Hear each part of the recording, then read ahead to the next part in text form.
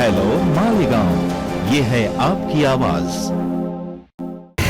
मालेगाव महानगरपालिकेच्या आयुक्तपदी भारतीय प्रशासकीय सेवेतील IAS दर्जाच्या अधिकाऱ्याची नियुक्ती करावी या मागणीसाठी सन्माननीय जिल्हाधिकारी आयुक्त प्रसाद साहेब यांची भेट घेऊन त्यांना निवेदन देण्यात आलेले आहे। मालेगाव महानगरपालिका अस्तित्वात आल्यापासून गेल्या 26 वर्षात थेट UPSCद्वारे IAS झालेला अधिकारी मालेगाव शहराच्या आयुक्तपदी आजपर्यंत लाभले नव्हते। हर्षदीप कांबळे अपवाद वगळता। त्यामुळे मालेगाव शहराच्या विकासात एक नियोजनात्मक दूरदृष्टी असलेला अधिकारी आजपर्यंत आला नाही। जे अधिकारी आले गेल्या 6 वर्षात त्यांच्यावर भ्रष्टाचाराचे गंभीर आरोप असे होते। सन्माननीय मंत्री महोदय नामदार दादाभाऊ भुसे साहेबांच्या शिफारसीने ज्या भ्रष्ट अधिकारी या ठिकाणी नियुक्त झाले त्यांना प्रशासकीय ताळ मोठ्या प्रमाणावर मिळाला, तरी देखील ते शहराचा चेहरा मोहरा बदलण्यात अपयशी ठरले। मालेगाव शहराच्या भविष्याचा विचार करता दूरगामी दूरदृष्टी असलेला एखादा चांगला अधिकारी या ठिकाणी यावा या मागणीसाठी आज आम्ही मालेगावकर विधायक संघर्ष समितीच्या वतीने रामदास काका बोरसे असतील, कैलास भाऊ असतील, विवेक भाऊ असतील, दीपक आबा भोसले साहेब असतील, तसेच आमचे मित्र गोपालजी असतील, गोपाल सोनवणे साहेब असतील, त्याचबरोबर मोहन कांबळे असतील किंवा इतर जे काही साथीदार आहेत यांच्या सर्वांच्या वतीने आज मालेगाव शहराच्या वतीने आम्ही या ठिकाणी सन्माननीय जिल्हाधिकारी महोदय यांना भारतीय प्रशासकीय सेवेतील आयुक्त मालेगाव महानगरपालिकेच्या आयुक्तपदी नियुक्त करावा अशी मागणीचं निवेदन दिलं आहे। मालेगावकर महानगरपालिका आयुक्त पदी यापूर्वी द्वारे निवड झालेले थेट भारतीय प्रशासकीय सेवा अधिकाऱ्यांची नियुक्ती करण्याबाबत त्याच्यासाठी तुमची लोकसंख्या जो आहे ते C क्लास मध्ये यावं लागेल तुम्ही। नाही सर 15 जून 2018 केंद्र सरकारने एक परिपत्रक जारी केलं आहे जिथे IAS अधिकारी नियुक्त करता येऊ शकतात थेट, तर त्याच्यात मालेगाव महानगरपालिकेचा समाविष्ट आहे 2018 पासून। आमची महापालिका ज्या दिवसापासून झाली आहे 2001 पासून आतापर्यंतच्या काळात 26 वर्षाच्या काळात मालेगाव शहरात फक्त हर्षदीप कांबळे साहेब हे पहिले आयुक्त या ठिकाणी पूर्ण वेळ होते, गजबिरे साहेब पहिले प्रशासक होते। आतापर्यंत आम्हाला असे अधिकारीच मिळाले नाही थेट IAS ग्रेडरचे, ज्यामुळे आमच्या शहराची जी डेव्हलपमेंट झाली पाहिजे ती झाली नाही। मी आपले सेवेत कसे आहे बट तुम्ही जिल्ह्याचे प्रमुख आहात। रिटायरमेंटला तिथे पाठवतात, दुसरे मालेगाव सिनियर व्यक्ती अनुभवीला पाठवतात। प्रेक्षणीय स्थळ आहे म्हणून रिटायरमेंटला तिथे पाठवतात, त्यांचा अनुभव वेगळाच असतो साहेब। सर महत्वाचा विषय असा आहे जे काही या 7 वर्षाच्या काळात जे काही आयुक्त आले त्या सर्वांवर गंभीर भूमिका मी GAD पर्यंत पोहोचून देतो आणि आम्हाला अशी अपेक्षा आहे की आपण जिल्ह्यात आला त्या दिवसापासून जिल्ह्याचा कारभार अतिशय सुसूत्रतेने सुरू झाला आहे।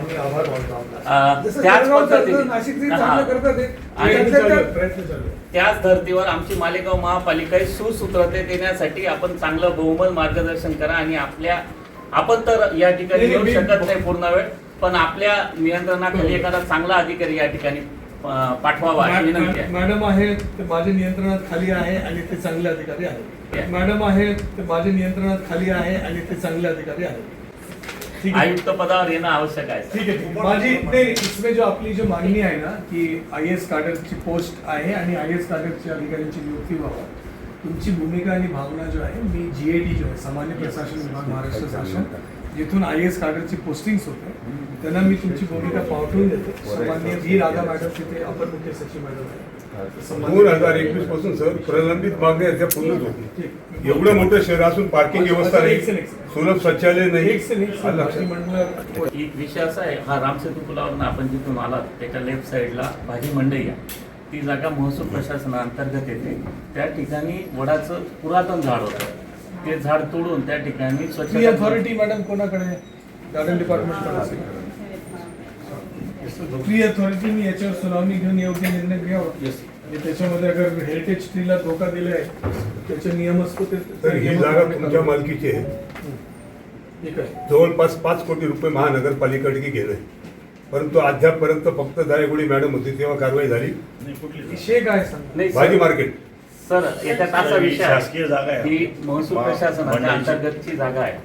ही जागा महापालिका त्याच्यावर टॅक्स वसूल करत होती। वादाचा विषय झाला महापालिका वर्सेस तहसील कार्यालय, त्यात महापालिकेकडे 5 कोटी रुपये वसुली तहसील कार्यालयाने मागितली होती, त्याची नोटीस झाली, त्याच्यानंतर वादविवाद झाले, तो काही भरणा केला गेला पण अजून काही भरणा पेंडिंग आहे। तर ती जागेचा विकास झाला पाहिजे, त्या ठिकाणी चांगल्या सोयीसुविधा आल्या पाहिजे. त्याच्यासाठी कुछ एक डीपी प्लॅन मध्ये कुछ रिक्वेस्ट आलं होतं ना? आला होता. महापालिकाकडूनच काय प्रस्ताव आला होता, खूप दिवस झाले त्याला. तर तो विषयावर ठीक आहे, मी यांचा एक पाठपुरावा चालू आहे. ठीक आहे. आता इथे 2018 पासून मागणी आहे. तिथं विसर्जनावेळी क्षमता कमी असल्यामुळे मूर्तींची फार मोठ्या प्रमाणात विटंबना होती आणि आम्ही 2018 पासून पाठपुरावा आम्हाला लेखी आश्वासन दिल्यानंतर सुद्धा बजेटमध्ये विषय घेण्यात येतो. कोणाच्या बजेटमध्ये घ्यायचे? महापालिकेचं ठीक आहे. आपले जो काही नगरसेवक असतील त्या भागाचे त्यांनी महापालिकेची महासभेत मांडावा. त्याच्यामध्ये आवश्यकता आहे सर, कारण महापालिकेचे जो प्रशासकीय अधिकारी आहेत त्याला काही लिमिटेड गोष्टी सामान्य सभेत मांडण्याचा अधिकार असतो. त्याची एक यादी आहे मॅडम, ते यादी साहेबांना देऊन टाकावं. त्याच्यात अगर त्याचे कुठले विस्तृत अर्थमध्ये पण अगर बसत असेल, एक सेकंड सर ऐकून तर घ्या. विस्तृत अर्थमध्ये पण बसत असेल तर तुम्ही मांडावं. यदि विस्तृत अर्थमध्ये बसत नसेल तर सन्माननीय जो त्या भागाचे नगरसेवक आहे त्यांना अवगत करून द्या, जेणेकरून ते त्याच्या मांडायचे नाही मांडले तर ते विषय त्यांनी मांडला तर व्यवस्थित. ठीक आहे. चलो, प्रलंबित मागणी क्रमांक 1 पूर्ण ना झाल्यामुळे मनपाचे जुने गेट समोर आंदोलन करण्याबाबत. कुठलं आंदोलन? एवढं मुद्दे 21च्या निवेदन आहे सर हे. ती प्रलंबित मागणी 21 पासून आहे म्हणून दिलं. अच्छा.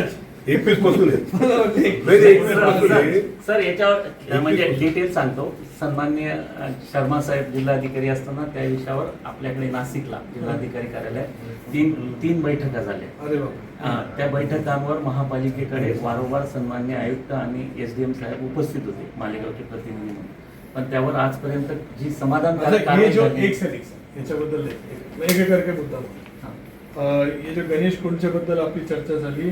शहरात वाहन उभं करणे, दुचाकी व चारचाकी वाहनासाठी पार्किंग उभं करणे, तुमची रिझर्वेशन आहे का पार्किंग? फोर रिझर्वेशन आहे ना. किती ठिकाणी रिझर्वेशन आहे? 5 से 6. तर त्याच्यामध्ये देखो 2 अप्रोच आहे, भरपूर महापालिकेने केला आहे. एक आहे की ट्रक टर्मिनलसाठी अगर तुम्हाला करायचं आहे तर एक्सप्रेशन ऑफ इंटरेस्ट करा आणि ते ड्राय पोर्ट ट्रक टर्मिनल त्यासारखं EOI फ्लॅश करा. मग परत स्टँडिंग आणि म्हणजे सामान्य सभेशी विषय आहे. अगर तुम्ही ट्रक टर्मिनलसाठी या याच्यासाठी केलं तो कोई माणूस ते डेव्हलप पण करतात. काही ठिकाणी VGF लागतो, जसं व्हायबिलिटी गॅप फंडिंग, ते राज्य आणि केंद्र सरकारचे काही निकष असतो त्याच्यावर करता येतो आणि जो भी पैसे त्याच्यात मिळतो काही तुम्हाला लावावं लागेल आणि काही ते इन्व्हेस्टर लावेल. 30-33 वर्ष ते चालू होईल, त्याला मेंटेन करेल आणि ते एक गोष्टी असू शकतात. हा एक प्रकल्प असा करता येतो, वो एक ऑप्शन आहे. दुसरा, अगर तुम्हाला तुमच्याकडे निधी उपलब्ध असेल त्याला तुम्ही वापर करा, पण वो तुम्ही एक वेळा बघावं लागेल. मोसम नदी स्वच्छ करणे, ये कुठल्या इंटरस्टेट नदी आहे काय आपण याच्या इरिगेशन आणि याच्यात रक्त मिश्रित पाणी सर, सर, बोला विषय तर यावेळी थांबवलं होतं ना बरं. नाही सर, त्या दिवशी आपण जे फोनवर आश्वासन दिलं होतं, काका आम्ही आंदोलनात बसलो होतो, आपण आश्वासन दिलं. त्याच्यानंतर पोलिसने प्रचंड कारवाई केली. नाही, नाही, कारवाई जरी केली पण पाणी आजही चालू आहे ना. रक्तमिश्रित पाणी आजही चालू आहे पण सर. याच्यामध्ये आपण अडवासाठी otherwise चालू आहे. तुमच्या ये कोण आहे आपला STP वाला कोण आहे? शहर अभियंता शहरापर्यंत सगळे थोडे STPच्या काम पण बघतात. त्यांनी उसमें जो आपला ये जो असतो ना तुमच्या काय म्हणतो ते वॉटर नाही नाही वो जो अडवतो आपण पाणीला काय म्हणतो भुयारी गटार. सांडपाणी जे जातं ते उसको थांबवतो आणि उसको फिर ट्रीटमेंट करायची. ते पंपिंग करून आपण Pumping, त्या pumping. ट्रीटमेंट उसको क्या उसका टेक्निकल शब्द होता ना काय म्हणतो उसको? 2-3 ठिकाणी केलं पण आहे. ठीक आहे, चलो उसका एक टेक्निकल टर्म आहे ते मला महात्मा गांधी महिलांसाठी महात्मा फुले भाजी मार्केटमध्ये प्रसाधन घरा उभं करणं. तुम्ही ये दलित उत्तर वगैरे मध्ये देऊन टाका. इसमें नाही BOT काय ते 20-30 लाख त्यांची अडचण काय निर्माण करतात कॉर्पोरेशन, ती जागा आमची नाही. आमची नाही, आम्ही डेव्हलप नाही करणार. ते आता खाली लेखी थांबले. दिले त्यांनी. लेखी देऊन दिलं ना कॉर्पोरेशन. नाही जागा कोणाची आहे?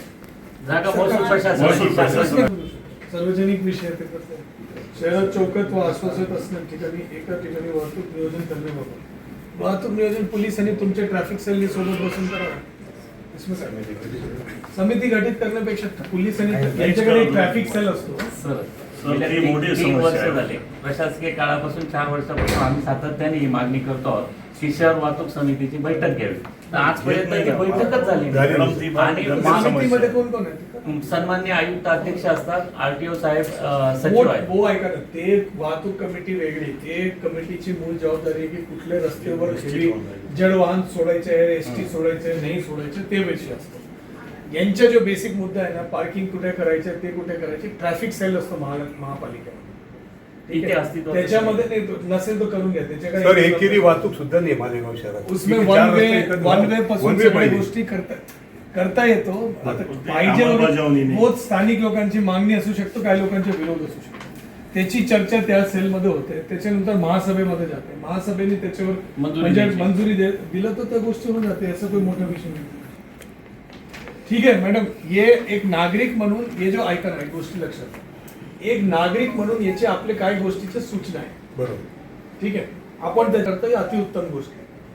परंतु शेवटी निर्णय घेण्याचा जो अधिकार आहे ते सन्मान्य मालेगाव महानगरपालिकेचे महासभेचे सर सर्वसाधारण महासभा आता अस्तित्वात अरे आली, ऐका ना, प्रशासक ते ठीक आहे ना, राजवट ते 4 वर्षापासून झालं, होते, यांनी काही केलंच नाही. ठीक आहे, आता असं मला म्हणायचं. आजची परिस्थितीप्रमाणे या गोष्टी संबंधित ज्या ज्या ठिकाणचे लोकप्रतिनिधी आहेत त्यांना आपण कल्पना देऊ करतील.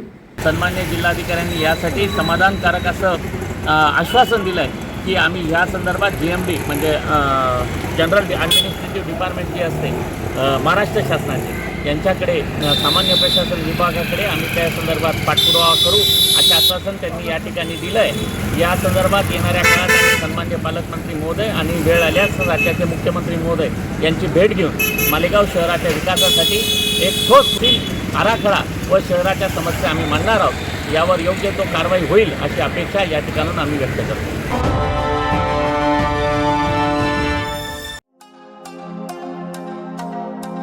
हेलो मालेगांव, ये है आपकी आवाज.